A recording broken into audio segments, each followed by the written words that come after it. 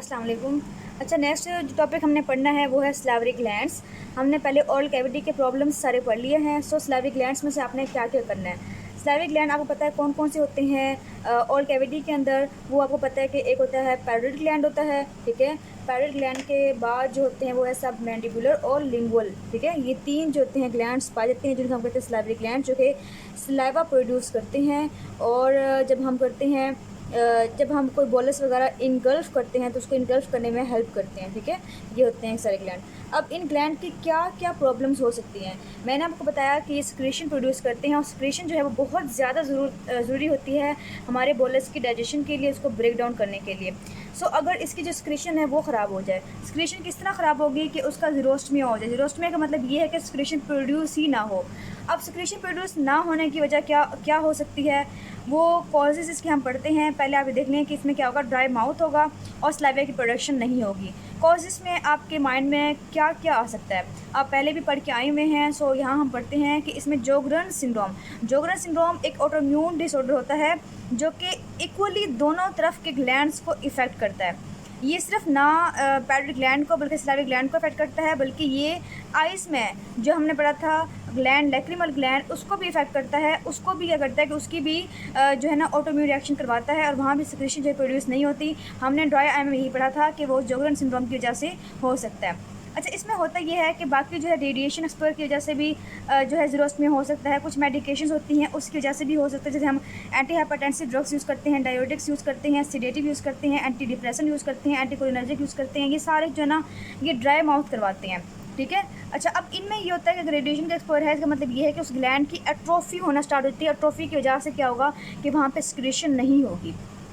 लेकिन जोगरन सिंड्रोम एक ऐसा सिंड्रोम है जिसमें क्या होगा, इन्फ्लामेटरी सेल्स भी इसमें पाए जाएंगे, लेकिन साथ ही साथ ग्लैंड जो होंगे वो इनलार्ज होंगे। सो ये आपने पॉइंट याद रखना है कि जोगरन सिंड्रोम में सिक्रेशन कम होती है लेकिन ग्लैंड्स की इलाजमेंट होती है, ठीक है। उसके बाद कॉम्प्लिकेशंस क्या आ सकती हैं, आपके माइंड में यही होगा कि अगर जो माउथ है वो बहुत ड्राई है, ठीक है। ड्राई होने की वजह से वहाँ पे हर चीज़ इफेक्ट होगी, वहाँ पे डेंटल कैरीज भी होंगी, वहाँ पे इन्फेक्शन के चांसेस बहुत ज़्यादा होंगे और डिफिकल्टी इन स्वेलविंग होगी। क्योंकि जब आप बोलस के साथ वाटर ही ऐड नहीं हो रहा, सलाइवा ही ऐड नहीं हो रहा, तो वो डाइजेस्ट भी नहीं करता और उसको जो है वो ब्रेक डाउन भी इसी तरह नहीं कर पाता और जो पेशेंट है वो इनगल्फ भी नहीं कर सकता, ठीक है। अच्छा, अब ये प्रॉब्लम होगी हमारी ज़ीरोस्टमिया। सेकंड है कि इसका कोई इन्फेक्शन हो जाना, ठीक है। इन्फेक्शन हो जाएगा तो जिसे हम कहते हैं सियाल एडिनाइटिस कहते हैं। अब इन्फेक्शन होगा तो इन्फ्लेमेशन होगी वहाँ पे, ठीक है। अब कॉजेज़ क्या क्या आपके माइंड में आ सकती है, कोई ट्रॉमा हो जाना, ठीक है। कोई ट्रॉमा हो गया, उसकी जो डक्ट है वो ब्लॉक हो सकती है, या खुद ग्लैंड का ट्रॉमा भी हो सकता है, तो वहाँ पे इन्फ्लेमेशन वगैरह हो सकती है। इसके अलावा वायरल और बैक्टीरियल। अब वायरल और बैक्टीरियल जो दोनों हैं आपकी ईएनटी में भी लिखे हुए हैं, और आपके जो वायरल है जो कि मम्स है, ये आपके बहुत इंपॉर्टेंट है कम्युनिटी मेडिसिन के लिहाज से भी, ठीक है। जो आपने वहाँ पे वायरल इन्फेक्शन करना है मम्स का, और इसकी कॉम्प्लिकेशन जो है वो भी इंपॉर्टेंट, जो कि अडल्ट में मेनली होती हैं, ओफ्राइटिस वगैरह हो सकता है इसके अंदर। अच्छा, बैक्टीरियल की अगर हम बात करें तो बैक्टीरियल में क्या होता है कि बैक्टीरियल में स्टेफ ऑरियस जो है वो अटैक करता है। स्टेप विरिडेंस भी इसके अंदर हो सकता है, जो कि हमारे माउथ में नॉर्मली पाया जाता है। किसी सर्टेन कंडीशंस में वो अटैक करके हमारे जो है ग्लैंड्स को वो इन्फ्लेम कर सकता है। इसके बाद हम बात करते हैं ऑटोइम्यून हो सकता है। ऑटोइम्यून कौन सा होगा, वही जोगरन सिंड्रोम वाला, ठीक है। क्योंकि वहाँ पे इन्फ्लामेटरी सेल्स भी पाए जाते हैं, तो ये इसी के अंदर भी लाई करेगा। म्यूकोसील क्या होती है, म्यूकोसील ये है कि सपोज करें ये ग्लैंड है और ये इसकी डक्ट है, डक्ट में यहाँ ओपन होना था माउथ के अंदर, ठीक है। इसकी सिक्रेशन जो है वो यहाँ पर ड्रेन हो रही थी, किसी वजह से यहाँ पर जो है ब्लॉकेज हो जाए। ब्लॉकेज किस वजह से हो सकती है, कोई फूड इम्पैक्ट कर सकता है, ठीक है, और कोई और कॉज भी हो सकती है, जैसे ज़ीरोस्टमिया हो जाए उसके अंदर भी ये हो सकता है। सो उसकी वजह से क्या होगा कि इस ग्लैंड में जो है सिक्रेशन नॉर्मल प्रोड्यूस हो रही थी, सिक्रेशन जो है बाहर निकलेंगी, सिक्रेशन बाहर निकलेंगी तो वहाँ पे इन्फ्लामेटरी सेल्स आ जाएंगे, इन्फ्लामेटरी सेल्स आएंगे तो यहाँ पे ग्रेनुलेशन टिश्यूज़ वगैरह एक्युमुलेट हो जाएंगे, तो यहाँ बहुत बड़ी सी एक स्वेलिंग हो जाएगी, और जब हम हिस्टोलॉजी भी देखेंगे तो हमें सिस्ट लाइक स्वेलिंग्स नज़र आएंगी, ठीक है, इस टाइप की। फिर हम बात करते हैं सेलोलिथियसिस। सेलोलिथियसिस का मतलब ये होता है कि स्टोन फॉर्मेशन हो जाना। स्टोन फॉर्मेशन वो डक्ट में भी हो सकती है, वो ग्लैंड में भी हो सकती है। किस वजह से होगी, कोई इंजरी हो गई है, डिहाइड्रेशन सीवियर हो गई है तो वहाँ पे हो सकता है, ड्रग हो सकते हैं, फूड के कुछ पार्टिकल्स वगैरह जो है वहाँ पे एक्युमुलेट हो जाएँ, यहाँ पे स्टक हो जाएँ, तब भी हो सकता है। इन सब केसेस में सेलोलिथियसिस हम स्टोन फॉर्मेशन कहते हैं, और आपकी ईएनटी में लिखा हुआ है कि इसको हम सेलोग्राफी से जो है ना वो डायग्नोस करते होते हैं, ठीक है। सेलोग्राफी एक ऐसा होता है जिससे हम एक जो है ना फिल्म लेते होते हैं, मुंह के अंदर से भी बाहर से भी ले सकते हैं, तो वो आराम से इजीली स्टोन को शो कर देता है। थर्ड चीज़ है न्यूप्लाज़म्स। आपके ये जो है ये एमसीक्यूज़ के लिए इंपॉर्टेंट था, ठीक है, ये आपके एमसीक्यूज़ के लिए इंपॉर्टेंट था। अब थर्ड चीज़ आ रही है न्यूप्लाज़म्स। न्यूप्लाज़म्स में बताया था आपको क्लासिफिकेशन जो है वो यूक्यू है और बहुत इंपॉर्टेंट है ईएनटी के लिहाज से भी और पैथो के लिहाज से भी। सो हम बात करते हैं इसी क्लासिफिकेशन में कौन कौन से ट्यूमर्स दिए हुए हैं। क्लासिफिकेशन के अंदर बेनाइन ट्यूमर्स भी दिए हुए हैं और मैलिग्नेंट ट्यूमर्स भी दिए हुए हैं। अगर हम बात करें बेनाइन ट्यूमर्स की, प्लीओमॉर्फिक का जो है ना यूक्यू ईएनटी के लिए भी इंपॉर्टेंट है, ठीक है, और यहाँ पे भी इसका यूक्यू आता होता है, पैथो के लिए भी ये दोनों इंपॉर्टेंट है, ठीक है। सो आप यहाँ से कर रहे हैं तो साथ साथ आप ईएनटी के जो ये चैप्टर्स हैं और कैविटी वाले ये इनके साथ ही कर लें ताकि उनको अलग से ना करना पड़े आपको, ठीक है, वो सेम यही चीज़ें सारी। अच्छा, उसके बाद है वार्थन ट्यूमर। वार्थन ट्यूमर जो है आपका वो आपके यहाँ पैथो में आपने इसको करना है और ये आपकी मीडियम रोबिन्स में नहीं दिया हुआ तो ये आप बिग रोबिन्स से करेंगे, ठीक है। बिग रोबिन से आपने इसको जस्ट एक दफ़ा रीड कर लेना है, ये इंपॉर्टेंट है और मेनली मतलब ओस्पी के लिए इंपॉर्टेंट होता है। उसके अलावा ओंकोसाइटोमा हो गया, सिस्ट एडिनोमा हो गया, बेजल सेल एडिनोमा हो गया, ये आपने जस्ट नेम करने हैं बाकी सारे, ठीक है, ये दो करने हैं, बाकी सारे नेम करने हैं। इसके बाद हम बात करें मैलिग्नेंट की। मैलिग्नेंट में आता है म्यूकोएपिडर्मोइड कार्सिनोमा। म्यूकोएपिडर्मोइड कार्सिनोमा आपने जैसे दफ़ा रीड करना है, ठीक है, इतना ज़्यादा आया नहीं, वापस रीड करना है। उसके बाद एसिनस सेल कार्सिनोमा हो गया, एडिनो कार्सिनोमा हो गया, एडिनोइड सिस्टिक कार्सिनोमा हो गया, मैलिग्नेंट मिस ट्यूमर हो गया, ये सारे जो हैं इसके मैलिग्नेंट होते हैं। आपने इनको एज सच जो है वो आपने याद रखना है। नेक्स्ट हम बात करते हैं डिटेल से कि प्लीओमॉर्फिक एडिनोमा क्या होता है, ठीक है। प्लीओमॉर्फिक एडिनोमा जो होता है वो मेनली किस में होता है, पैरोइड ग्लैंड में। हाँ, आपको एक बात बताना मैं भूल गई हूँ, अगर तो हैं ट्यूमर्स बिनाइन, ठीक है, बिनाइन हैं तो सबसे मोस्ट कॉमन कहाँ पे होंगे, पैरोइड ग्लैंड के अंदर। पैरोइड के अंदर ज़्यादा होंगे, फिर होंगे सब मैंडिब्यूलर के अंदर और फिर होंगे सब लिंगुअल के अंदर। सो मोस्ट कॉमन ये कहाँ पे होंगे, पैरोइड के अंदर। सो हमने ये प्लीओमॉर्फिक क्या है, बिनाइन है, तो ये मोस्ट कॉमन कहाँ पे होगा, पैरोइड ग्लैंड के अंदर होगा। लेकिन अगर हम बात करें मैलिग्नेंट की बात करें तो मैलिग्नेंट जो है वो अपोजिट है, वो मोस्ट कॉमन होगा सब लिंगुअल के अंदर, ठीक है, फिर सब मैंडिब्यूलर के अंदर और फिर पैरोइड ग्लैंड के अंदर। सो आप ये बात याद रख लें कि मैलिग्नेंसी जो होती है वो इन्वर्स होती है किसके, साइज ऑफ द ग्लैंड। जितना साइज़ कम होगा उतनी ज़्यादा उसमें मैलिग्नेंट ट्यूमर होने के चांसेस ज़्यादा होते हैं, ठीक है। सो प्लीओमॉर्फिक एडिनोमा जो होता है वो पेनलेस होता है। कोई भी कहते हैं कि एक पेशेंट आया है, ठीक है, ये उसकी सपोज करें कि उसका ईयर है, एक पेशेंट आया है, उसके ईयर के नीचे स्वेलिंग हुई है, स्वेलिंग किस तरह की है, वो पेनलेस है, ठीक है, स्लोली आहिस्ता आहिस्ता उसकी बढ़ रही है, ग्रेजुअली इंक्रीज़ कर रही है। मोबाइल जब उसको हाथ लगाते हैं तो वो मोबाइल है, ठीक है, और क्या होता है, डिस्क्रीट मैस, अलग सा मैस होता है, इसको मूव करें तो मोबाइल होता है, ठीक है। और उसके अलावा जो है ना 60% कहाँ पे होता है, पैरोइड ग्लैंड के अंदर, मैं पहले बता चुकी हूँ आपको। इसके अलावा ये जो ग्लैंड होता है ये ऐसे नहीं होता कि भाई इस तरह से है तो बस इस तरह ही रहता है, ये नो डाउट कि इनकैप्सुलेटेड होता है, ठीक है, इसमें कैप्सूल कवर्ड होता है, लेकिन इसके बावजूद इसके जो है ना मतलब ये जो स्प्रेड करता है ये इसकी प्रोट्रियंस होती हैं, मीन ये सराउंडिंग के अंदर इस तरह से घुसा हुआ होता है, ठीक है। सो जब हम सर्जरी करते हैं इसको हम बाहर निकालते हैं, निकालने के बावजूद कुछ ना कुछ जो है वो पीछे रह जाता है। इस पीछे रहने की वजह से जो है ये बार बार रिकर कर सकता है, रिकरेंस इसकी हो सकती है। अच्छा, हमने बात की है कि ये प्लीओमॉर्फिक एडिनोमा जो है बिनाइन है। अगर ये मैलिग्नेंट में कन्वर्ट हो जाए, कार्सिनोमा में अगर कन्वर्ट हो जाए, तो जैसे हम कहते हैं कार्सिनोमा एक्स प्लीओमॉर्फिक एडिनोमा, पहले वो प्लीओमॉर्फिक एडिनोमा था, फिर अब कार्सिनोमा में कन्वर्ट हो गया, या हम इसे कहते हैं मैलिग्नेंट मिक्स ट्यूमर कहते हैं। हम इसे मिक्स ट्यूमर क्यों कहते हैं, वो इसलिए हम कहते हैं क्योंकि इसके अंदर बहुत ज़्यादा वैरायटी के सेल्स पाए जाते हैं। अगर आपसे वो कहे कि एक ट्यूमर है, पेनलेस है, स्लोली ग्रोइंग है, उसके अंदर डिफरेंट किस्म के सेल्स पाई जाती हैं, तो ये कंफर्म होता है कि प्लीओमॉर्फिक एडिनोमा हो। इसमें मतलब एपिथेलियल कंपोनेंट भी हो सकता है, मायोएपिथेलियल कंपोनेंट भी हो सकता है, मैट्रिक्स जो इसका बैकग्राउंड होगा वो उसमें मिक्सॉइड, हाइलिन कार्टिलेज वगैरह, कंड्रॉइड, ओशियस टिश्यूज़ वगैरह पाए जा सकते हैं, ठीक है। अगर हम बात करें इसकी मॉर्फोलॉजी की, मॉर्फोलॉजी में अगर ग्रोथ देखें, ठीक है, ग्रोथ में हम अगर देखते हैं तो ये बिल्कुल राउंड सा मैस होता है, बिल्कुल वेल डिमार्केटेड मैस होता है, लेकिन 6 सेंटीमीटर से हमेशा कम होता है, ठीक है। इनकैप्सुलेटेड होता है, लेकिन इसकी प्रोटीन्स होती है, मैं पहले बता चुकी हूँ कि ये साइड जो मैस होता है वहाँ पे घुस जाता है। अगर हम इसको कट करें, कट करने के बाद अगर हम इसको देखें इसकी जो है ना कलर वगैरह क्या है, तो ये ग्रे वाइट कलर का होता है, ब्लू ट्रांसल्यूसेंट होता है। क्यों? क्योंकि वहाँ पे कार्टिलेज टिश्यू होते हैं, कार्टिलेज की वजह से वो ग्रे नज़र आता है, ठीक है। और बाकी एपिथेलियम ब्लू नज़र आता है, बाकी एपिथेलियम मायोएपिथेलियल सेल्स वगैरह होते हैं तो वो उसे ग्रे वाइट बना देती हैं।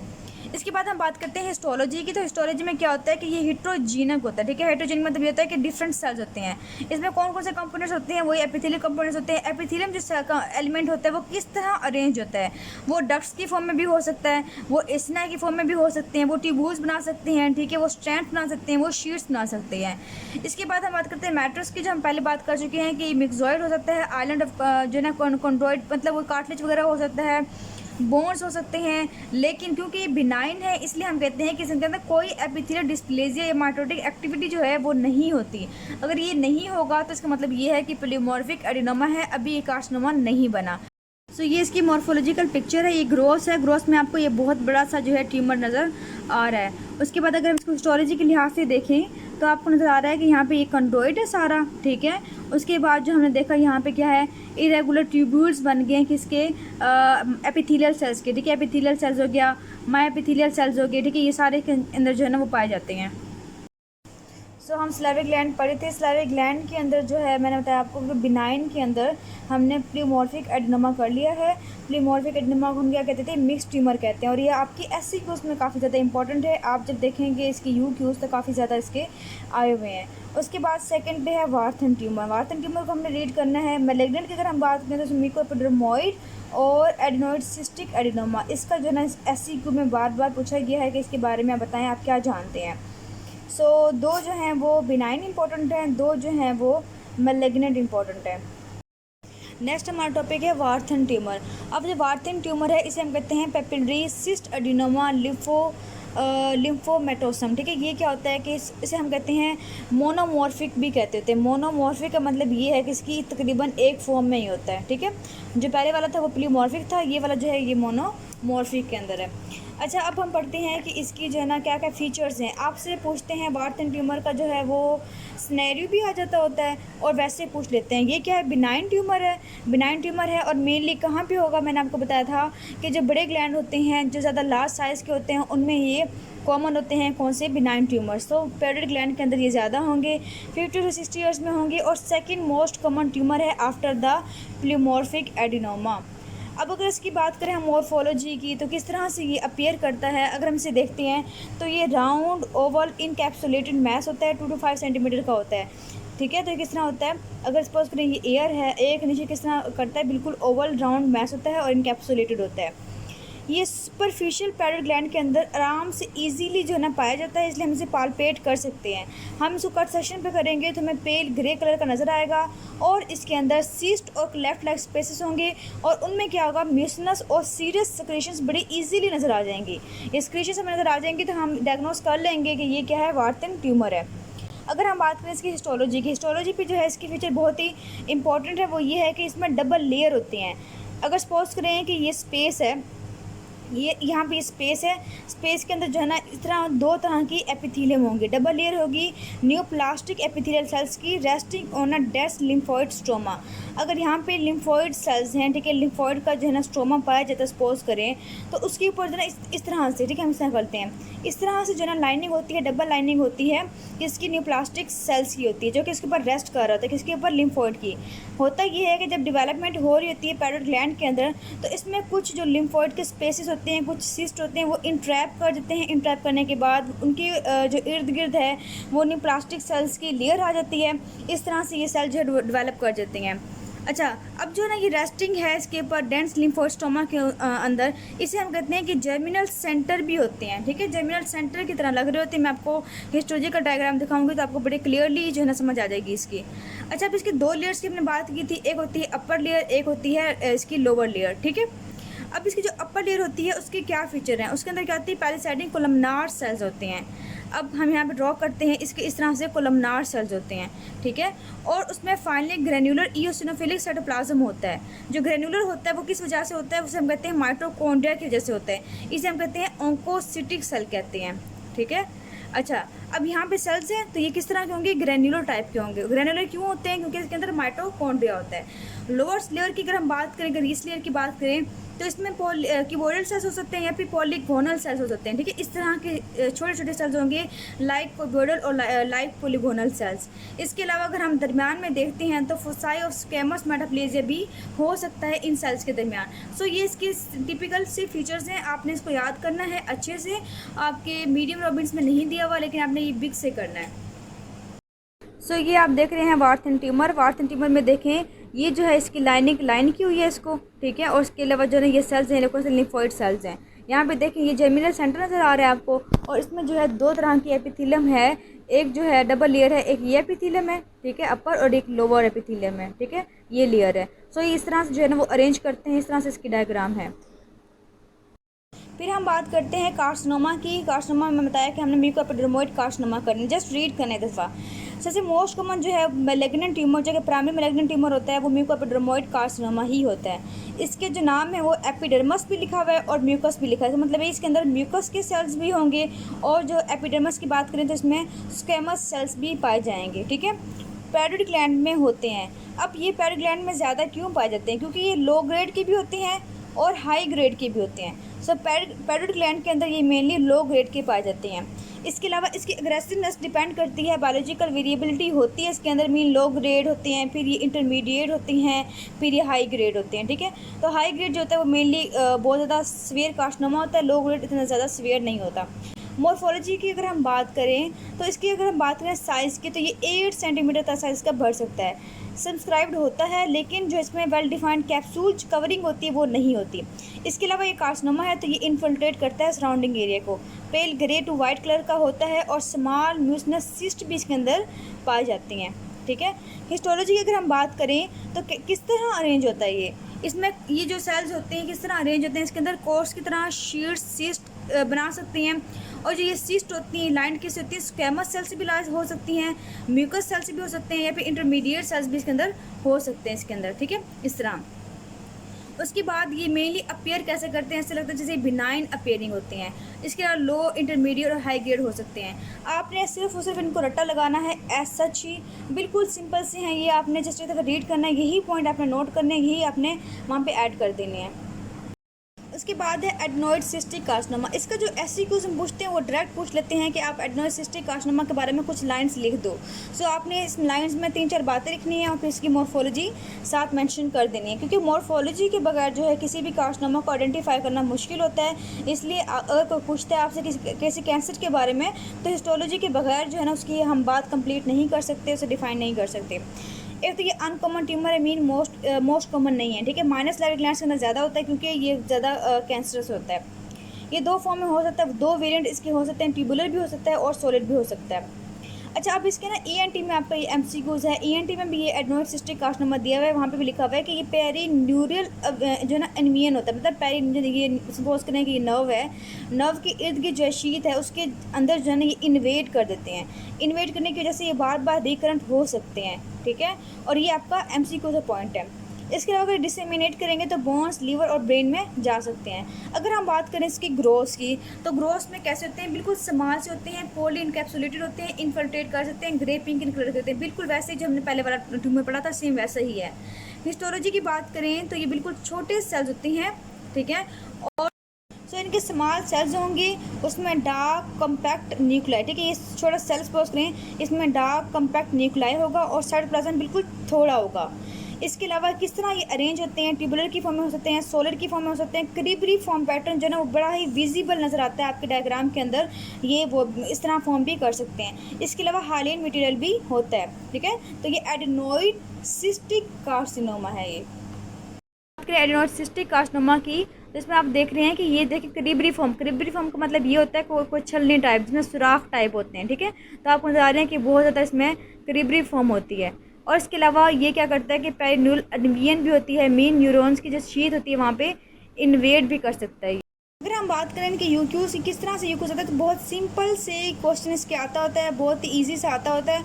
आपने डायरेक्ट ही लिखना होता है कि आपने उन्होंने पूछ लिया आपसे कि एडेनोसिस्टिक कार्सिनोमा क्या होता है, म्यूकोएपिडर्मोइड क्या होता है, प्लीमॉर्फिक एडेनोमा का अक्सर जो है ना वो एससीक्यू सिनेरियो बन सकता है, ठीक है, तो ये स्लो ग्रोइंग होता है। अच्छा, एक और बात कि कार्सिनोमा का अगर सिनेरियो आता है तो आपने ये बात याद रखनी है कि लिफ एडेनोपैथी भी करवाती है, लेकिन मेनली जो सिनेरियो आता है आपका वो बिनाइन का ही आता होता है। बिनाइन में वार्थन का भी आ सकता है, बिनाइन में प्लीमॉर्फिक का भी आ सकता है। सो इन दोनों को अगर देंगे सपोज करें तो साथ में वो एज भी मेंशन करेंगे, और इसके अलावा जो है ये एडवांस एज में करता होता है ज़्यादा वार्थन ट्यूमर, ठीक है। इसके अलावा वो हिस्टोलॉजिकल फीचर भी बयान करेंगे, उससे भी हम डायग्नोस ईजीली कर लेते हैं। सो आप जब अपने पास की बुक में देखेंगे तो बहुत ही इसकी ईजी क्वेश्चन आए हुए हैं।